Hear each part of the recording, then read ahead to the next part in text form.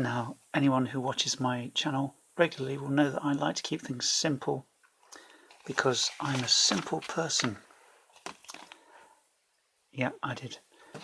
So, I don't think there will be many spoilers for the Fright at Tristor, but just in case you have this warning that something may come up. But I watched a video today about using pre-generated, pre-written adventures, and it was a very convoluted way of doing it. So this adventure is a mystery. It's a mystery story. You have to figure out who is doing what, why these things are happening, and when you read the book you find out immediately. Of course you do, because it's meant for a dungeon master to reveal it to the players as they discover all the clues. So you could come up with a very complex method to create some randomness in that, or you could basically throw the story out the window and come up with something else which is entirely random. Yep. So it's what we have. We're in the middle of this story. We have Charlotte here. Charlotte the Crafty has been told by her relative that there are animal mutilations going on around Tristor, and she's going to make sure that her relative is okay and to investigate what's been going on.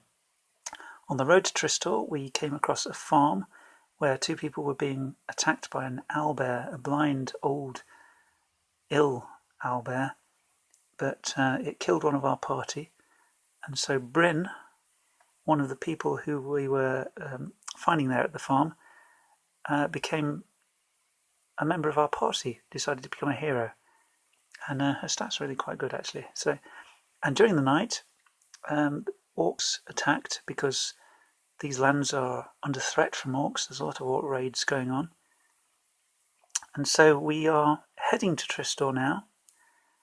That is where we are stuck.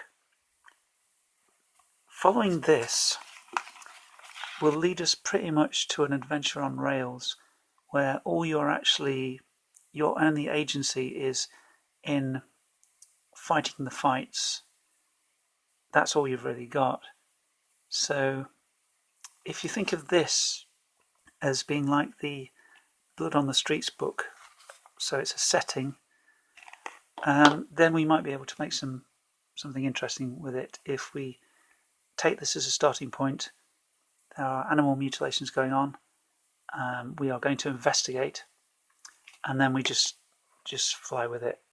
And I like to use the fate dice to decide what's going to happen, but I may delve into Mythic a little bit, and so that D10 over there is showing our chaos factor for the fate chart. Now there are some very neat things about Mythic. This book is very cheap. There's some really bizarre artwork, as I've mentioned, but there's some interesting things in here. It's quite neat if you can find it cheap, and I'm not worried about the weird gravity-defying artwork. Now I'm using a friend of mine went to GaryCon and brought me back some GaryCon dice, which is very nice of him, and I have a D20 of a size that suits. So we're using the GaryCon dice, and the top roll of any die is the GaryCon logo, so that's an 8 for instance. Now we're going to see how we get on with this. So this meeple represents our party as we approach the town gates, but look out, it's one of the town guards who is facing us and blocking our way, asking us what business we have here. Now one thing we could do, one option, and we're going to look through a few options, is, I don't know if you remember this, Scarlet Heroes. It has an NPC reaction chart at the back, and you can modify it depending on who you're talking to. So a friendly NPC, NPC stranger, unfriendly NPC, and it gives you some common modifiers as well.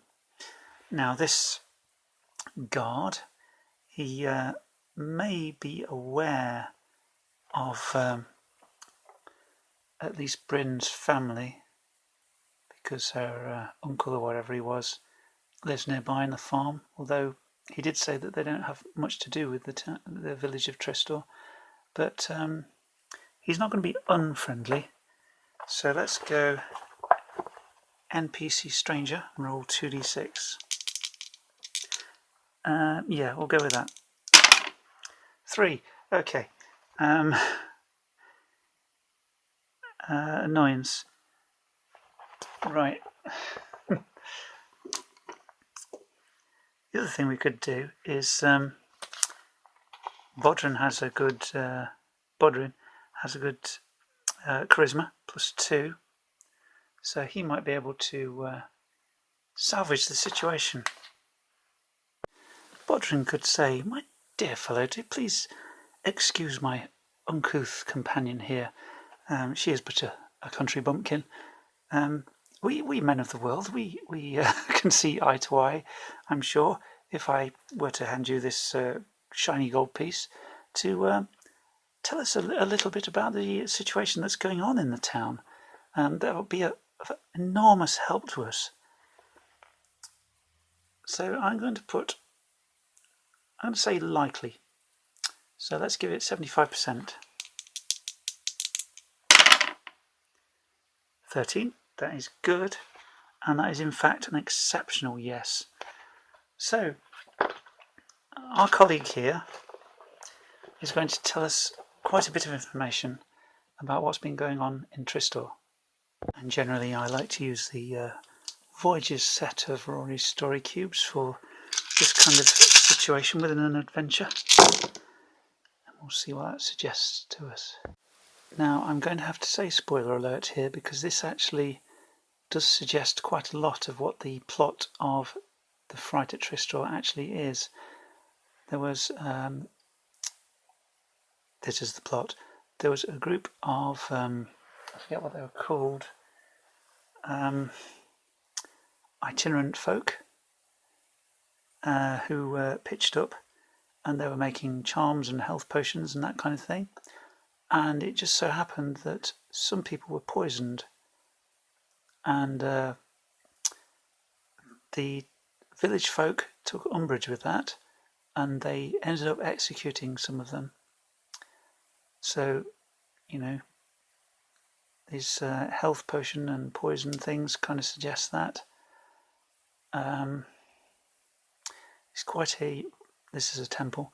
It's quite a religiously intolerant place, Tristor, it says in the book. And obviously it pushed the temperature of the people beyond the limit, and they cracked, and they set about these people and executed a lot of them, which was awful. One of them was left, a young child was left alive, and he escaped to parts unknown. And yeah, that actually tells us these symbols just flag up the whole story of the Fright at Tristor. Right, so we're following the plot, sort of, but I'll try and deviate as much as possible. Yeah, it's just really weird that this God has basically given us the plot, which is strange. That's the thing with story cubes, you never know what's going to come up. So, how are we going to deal with this? Well, perhaps the God tells us about the story, because somebody's going to. But as for the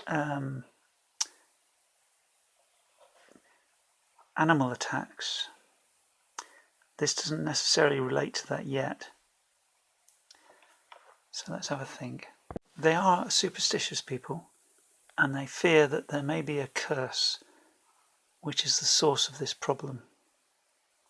That's what this suggests to us. So this God in particular thinks that the town has been cursed. So what we're going to need to do is to do some more investigation within the town, but he does let us by because he's been very accommodating towards Bodrin. So let's crack on and get into the village. Well, against all the rules, we are going to split the party. Bodrin is going to go to the guardhouse. Charlotte is going to visit her relative in this little house here, the herbalist. And Bryn and Cedric are going to go to the pub.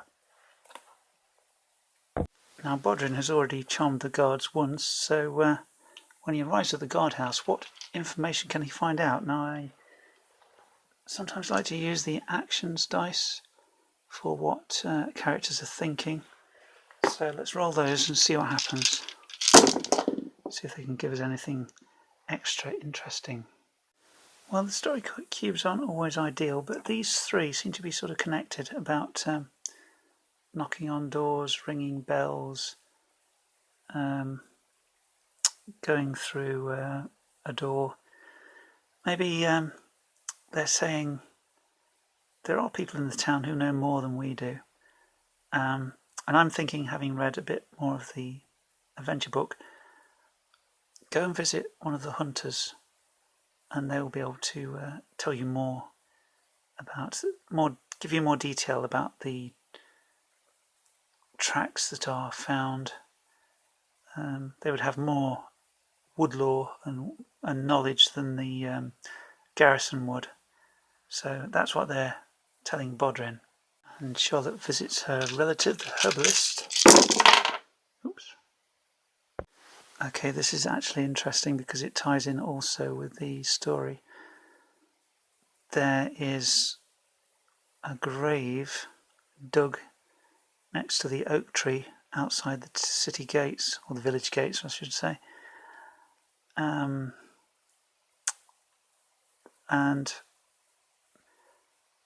although in the book it says that the relative doesn't know much about the history of Tristor because they haven't lived there that long, because of this die roll, I'm going to say that they do know about the grave. And the direction that the characters should take is to investigate the grave and find out about the history of it.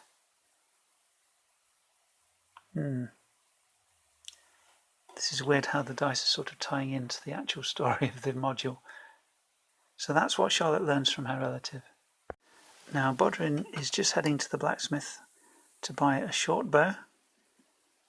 I looked earlier and the trader doesn't actually have weapons, she just sells supplies. So Charlotte is heading back to the pub, and meanwhile Cedric and Bryn are in the pub talking to the locals. One always seems to jump out, doesn't it?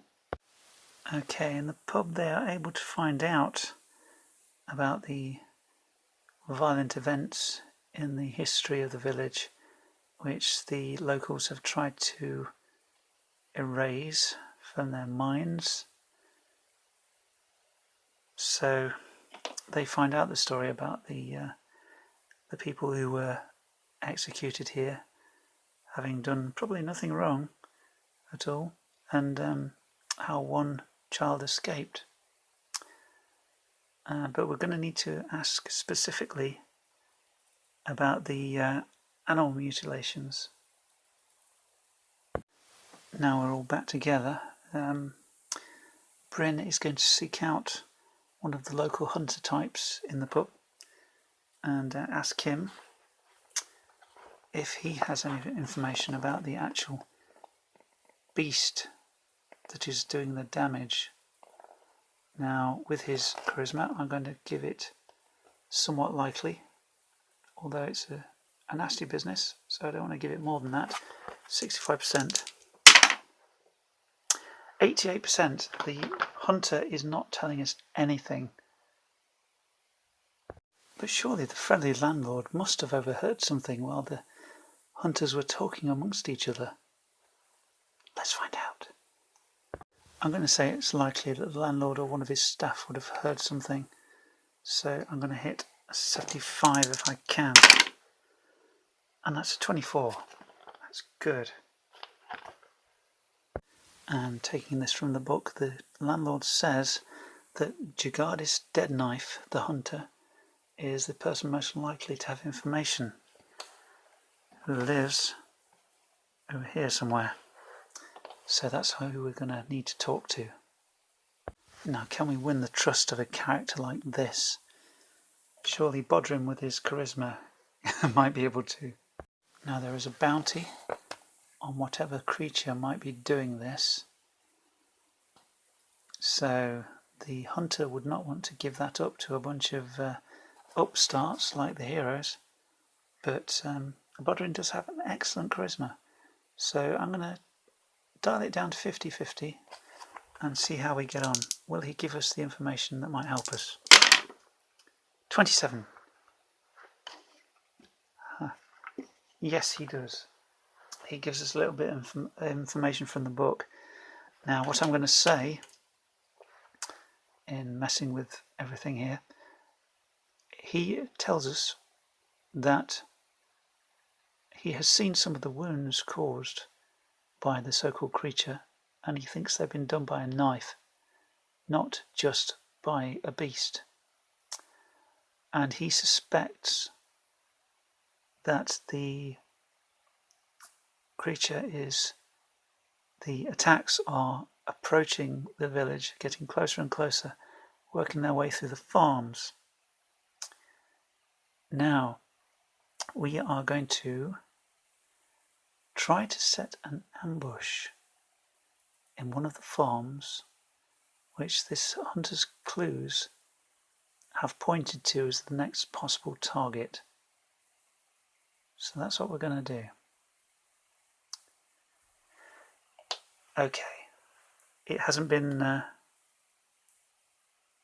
it's been a way to deal with a pre-written adventure in this complex part of it where you have free reign of the village and you're trying to find out clues, but it went the way it went. Okay, we'll see how it goes next time. Thanks for watching.